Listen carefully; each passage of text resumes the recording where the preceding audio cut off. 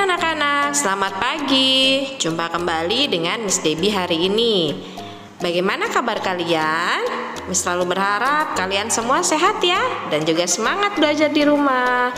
Hari ini kita akan mempelajari buku tematik tema 4, subtema 2, yaitu membiasakan hidup bersih dan sehat di sekolah pada pembelajaran 1 sampai dengan 3. Miss yakin kalian sudah siap belajar ya, dan juga alat tulis kalian pun sudah siap di depan kalian. Sebelum kita memulai pembelajaran hari ini, jangan lupa ya untuk berdoa agar diberikan kemudahan dalam memahami materi hari ini. Kebersihan lingkungan sekolah harus selalu dijaga. Lingkungan sekolah yang bersih pastinya akan tampak indah. Lingkungan sekolah yang bersih itu menyehatkan. Kebersihan lingkungan sekolah menjadi tanggung jawab bersama. Lingkungan sekolah harus dijaga agar tetap bersih. Semua warga sekolah bertanggung jawab terhadap kebersihan lingkungan sekolah. Kelas yang bersih membuat siswa nyaman belajar. Semua warga sekolah itu artinya kepala sekolah, semua guru-guru, termasuk staf TU, lalu para penjaga sekolah, dan juga Pak Satpam, termasuk murid-murid itu wajib untuk menjaga kebersihan di lingkungan sekolah. Nah, berikut ini adalah ciri-ciri dari sekolah yang bersih. 1. Tidak ada sampah yang berserakan. Ya, jadi tidak ada sampah di lantai ataupun di halaman sekolah. 2. Peralatan sekolah tertata dengan rapi, aman, dan nyaman. Maksudnya meja dan kursi semua tersusun dengan rapi. Begitupun dengan peralatan lainnya. 3. Ada ventilasi udara di setiap ruangan yang berfungsi sebagai pertukaran udara. 4. Tersedianya tempat sampah di setiap ruangan sehingga anak-anak bisa dengan mudah membuang sampah di tempatnya. 5. Lantai kelas selalu disapu dan pel setiap hari. Kalian masih bisa nggak menemukan ciri-ciri sekolah yang lain? Kalau kalian bisa, kalian boleh sebutkan ya, atau boleh kalian catat. Selanjutnya kita simak ya. Teks berikut ini adalah tentang kelas yang tidak bersih. Kalian boleh ikut membaca dari rumah ya. Kelas tidak bersih. Kelas tidak bersih menjadi sarang penyakit. Banyak sampah dan debu di halaman kelas. Sampah dan debu mengandung banyak kuman. Kelas menjadi sarang nyamuk. Penghuni kelas terserang berbagai penyakit, misalnya batuk, flu, dan demam berdarah. Guru dan siswa harus menjaga kebersihan kelas. Semua bertanggung jawab untuk menjaga kebersihan kelas. Membuang sampah harus pada tempatnya. Sampah yang berserakan pun harus segera dibersihkan. Jika ada yang membuang sampah sembarangan, harus segera diingatkan. Dengan demikian, kebersihan kelas akan terjaga. Penghuni kelas tidak terserang penyakit. Nah, dari teks tersebut bisa terbayangkan bagaimana sih suasana kelas yang tidak bersih. Selain kotor, berdebu, pasti aromanya pun tidak sedap dan banyak nyamuk di dalam kelas. Jika ada teman kalian yang membuang sampah, kalian harus mengingatkan. Dan kalau kalian diingatkan oleh orang lain, kalian tidak boleh marah. Nah, sekarang perhatikan nih, di gambar yang ada di layar kalian. Ini adalah salah satu contoh dari kelas yang tidak rapi. Bisa kalian lihat di bawahnya, di lantainya banyak sampah-sampah kertas atau tisu yang ada di bawah. Ya kan? Bekas anak murid belajar, mereka tidak membuang sampah di tempatnya dan juga kursinya tidak tersusun dengan rapi.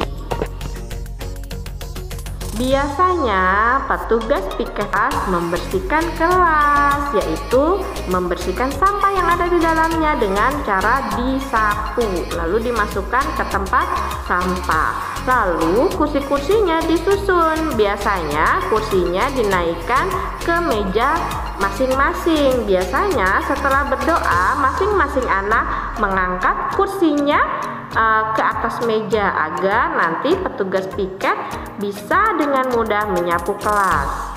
Kalian harus ingat ya, walaupun kita punya penjaga sekolah, tetap kalian harus menjalankan kewajiban kalian untuk membersihkan kelas. Bisa dipahami ya anak-anak? Selanjutnya kita akan melakukan gerakan menirukan gerakan keseharian, yaitu menyapu lantai. Nah, kalian perhatikan gambarnya ya. Perhatikan posisi kakinya dan juga tangannya. Kalian boleh menggunakan alat peraga sapu ya, agar bisa lebih menghayati gerakannya. Selain mengikuti gerakan menyapu lantai, kamu bisa mengambil gerakan yang lain seperti gerakan mengelap jendela atau gerakan mengepel lantai. Itu bisa kalian jadikan salah satu gerakan dalam tarian, lalu kalian rangkai. Dan jangan lupa agar tariannya terlihat bagus dan juga terdengar dengan indah, diiringi dengan alat musik ya.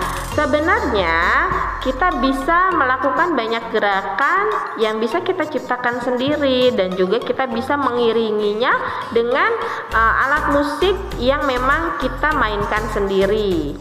Walaupun memang terdengarnya tidak rapi, tetapi kita bisa menciptakannya sendiri.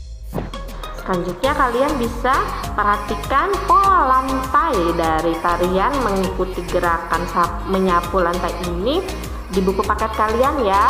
Ini adalah pola lantainya. Nah, pola lantai yang pertama yaitu anak-anak menarikannya dengan posisi sejajar. Semua berbaris sejajar. Lalu pola lantai yang kedua ini adalah anak-anak membentuk huruf V. Ya, kalian bisa lihat ya perbedaannya. Dan pola lantai yang ketiga, mereka ini berbaris ke belakang. Kalian bisa lihat ya polanya, anak-anak membentuk barisan yang lurus ke belakang. Dan pola lantai yang keempat yaitu pola lantai kombinasi ya.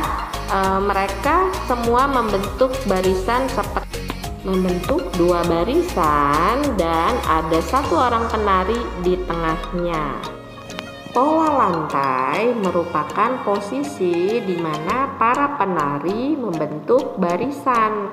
Nah, jadi di dalam tarian itu supaya lebih indah, sebelum ditarikan sebaiknya dibuat terlebih dahulu pola lantainya. Mau dibuat berbaris sejajar kah? Mau membentuk huruf V? Atau berbaris ke belakang? Ataupun gerakan kombinasi lainnya. Dan untuk contoh gerakan bisa kalian kombinasikan juga dengan gerakan keseharian. Nah, berikut ini adalah alat musik yang bisa digunakan untuk mengiringi tarian. Yang pertama yaitu alat musik kendang. Alat musik ini merupakan instrumen dalam gamelan Jawa Tengah, yaitu dengan cara dimainkannya menggunakan tangan tanpa alat bantu ya anak-anak. Dimainkannya dengan cara dipukul. Nama lain dari kendang adalah kendang yang mempunyai fungsi untuk mengatur irama. Nah, kalian bisa lihat nih gambar pola dari kendang. Ini ada di buku paket kalian ya.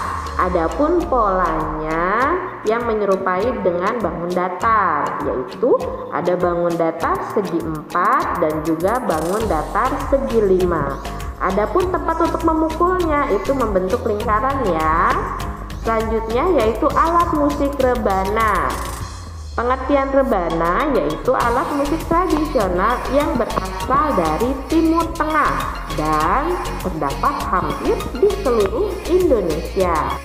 Rebana merupakan salah satu alat musik tradisional yang berasal dari daerah Timur Tengah.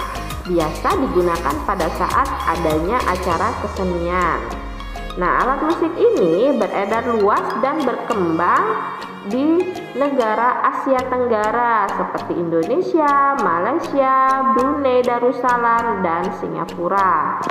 Biasanya kita bisa melihat penggunaan rebana ini saat ada pementasan kasidah. Kasidah ini adalah seni musik yang bernuansa Islami ya.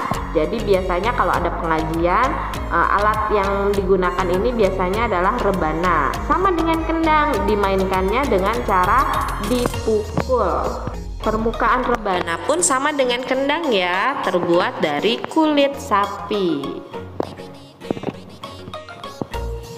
Selanjutnya yaitu alat musik tamborin. Tamborin adalah alat musik perkusi yang dimainkan dengan cara ditabuh dan digoyangkan.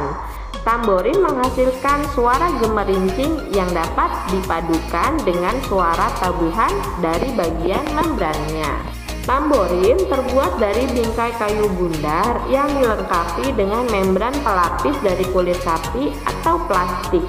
Dan suara gemerincing itu dihasilkan dari kepingan logam ya, yang ada di seluruh permukaan tamborin. Kalian pasti pernah melihat alat musik ini. Selanjutnya yaitu alat musik tifa. Tifa merupakan alat musik khas Indonesia bagian timur, khususnya Maluku dan Papua. Alat musik ini bentuknya menyerupai kendang, terbuat dari kayu yang dilubangi tengahnya. Sama ya dengan kendang dan rebana, alat musik ini pun ditabuh oleh tangan atau dipukul oleh tangan. Ada beberapa macam jenis tifa, yaitu alat musik tifa jekir, tifa dasar, tifa potong, tifa jekir potong, dan tifa bass. Nah, dari beberapa gambar alat musik yang tadi sudah Mi sebutkan, yaitu ada kendang, rebana, tamborin, dan tifa. Mis yakin ada beberapa di antaranya yang sudah pernah kalian lihat ya. Semuanya adalah alat musik tradisional yang bisa digunakan untuk mengiringi tarian. Selanjutnya yaitu tentang gerak keseimbangan. Nah, banyak cara ya untuk melatih gerak keseimbangan. Kalau sebelumnya Mi sudah berikan contoh posisi gerak keseimbangan dalam posisi berdiri atau duduk. Nah, sekarang Miss akan berikan contoh gerak keseimbangan dalam posisi telentang, miring, dan telungkup atau tengkurap. Kita simak ya. Yang pertama yaitu melatih keseimbangan dalam posisi telentang. Kalian perhatikan ya dari gambarnya, cara melatihnya dalam posisi telentang. Yang pertama, mula-mula telentang dengan posisi badan lurus seperti gambar A ya. Lalu yang kedua, kepala dan pinggang ditekuk ke depan, agak diangkat dan maju ke depan. Dan yang ketiga, tahan beberapa saat semampu kalian. Biasanya hanya bertahan hanya dalam beberapa hitungan saja ya, tidak terlalu lama. Dan kalau kamu bisa melakukannya berarti sudah berhasil. Yang kedua, melatih keseimbangan dalam posisi miring. Perhatikan gambarnya ya. Berikut ini adalah cara melakukan keseimbangan dalam posisi miring. Yang pertama, mula-mula berbaring miring dengan kedua kaki yang lurus seperti posisi A ya, gambar A. Yang kedua, salah satu kakinya diangkat. Perhatikan gambar B. Ya, lalu tahan beberapa saat semampu kalian. Lalu dilanjutkan lagi. Salah satu kaki ditekuk ke belakang seperti gambar C. Tahan beberapa saat semampu kalian. Biasanya tidak lama ya, cukup kalian melakukan hitungan 1 sampai 8 saja. 3. Melatih keseimbangan dalam posisi telungkup atau tengkurap. Perhatikan cara melakukannya ya. Yang pertama yaitu kalian dalam posisi telungkup atau tengkurap dengan kedua kaki lurus dan kepala menghadap ke bawah. Kamu perhatikan posisi pada gambar A ya. Lalu yang kedua, salah satu kaki diangkat dan ditahan beberapa saat semampu kalian, seperti di gambar B. Bisa kalian hitung sampai hitungan 8. Lalu yang ketiga yaitu kedua kaki diangkat. Dua-duanya ya diangkat dan kamu tahan sampai beberapa saat semampu kalian. Coba kalian lakukan sampai hitungan ke-8 ya. Jadi semua gerakan masing-masing sampai hitungan ke-8. Nah, itu adalah 3 gerakan melatih keseimbangan dalam posisi telentang, miring, dan juga telungkup. Nanti kalian bisa praktekkan di rumah ya. Selanjutnya yaitu melanjutkan pola dari bangun datar. Kalian harus perhatikan pola bangun datarnya ya, agar nanti kalian bisa melanjutkannya dengan benar. Perhatikan contoh nomor 1 ya. Itu bangun datarnya adalah trapesium, lingkaran, lingkaran, dan trapesium. Nah, kalian diminta untuk melanjutkan pola selanjutnya. Jika kalian sudah menyimak gambarnya dengan baik, kalian pasti sudah tahu gambar selanjutnya yaitu ya lingkaran dan trapesium. Untuk gambar trapesiumnya Miss Debbie tidak bisa tampilkan ya. Nanti kalian bisa langsung saja menggambar di LKS kalian. Harus pakai penggaris ya anak-anak, agar gambarnya terlihat lebih rapi. Selanjutnya pola yang kedua yaitu gambar yang pertama adalah segitiga, lalu segi 4, lingkaran, segitiga. Nah, kita lanjutkan pola selanjutnya adalah segi 4 dan lingkaran. Dan untuk nomor 3, Miss yakin kalian sudah bisa melanjutkannya sendiri ya. Jangan lupa kalian harus menggunakan penggaris. Nah, selanjutnya adalah latihan yang ada di buku paket kalian. Kalian hanya tinggal mengikuti pola dari bangun datarnya saja. Contoh untuk nomor 1, perhatikan ya, polanya yaitu 2 buah segi 4, segitiga, 2 buah segitiga, dan segi 4. Dan kalian harus melanjutkan pola bangun datar selanjutnya. Kalian pasti tahu ya, pola bangun datar selanjutnya yang benar yaitu segi 4 dan segitiga. Nah, untuk nomor 2, kalian juga harus bisa melanjutkan polanya dengan benar. Perhatikan polanya ya. Untuk nomor 2 ada lingkaran, lalu ada 2 buah belah ketupat. Lalu setelah itu kosong ya. Dan kalian lanjutkan lagi dengan gambar selanjutnya, ada belah ketupat, lingkaran, dan 2 buah belah ketupat. Nah, pola yang benar untuk mengisinya yaitu lingkaran dan belah ketupat. Dan untuk nomor selanjutnya, nomor 3 sampai 5, kalian harus bisa melanjutkannya sendiri ya. Jangan lupa gunakan penggaris agar gambarnya terlihat lebih rapi. Demikianlah pembelajaran hari ini. Miss berharap kalian semua bisa memahaminya ya. Dan juga jika ada yang perlu kalian praktikkan di rumah, kalian boleh praktikkan. Semangat selalu belajarnya anak-anak di rumah. Sampai jumpa lagi di pembelajaran selanjutnya. Terima kasih.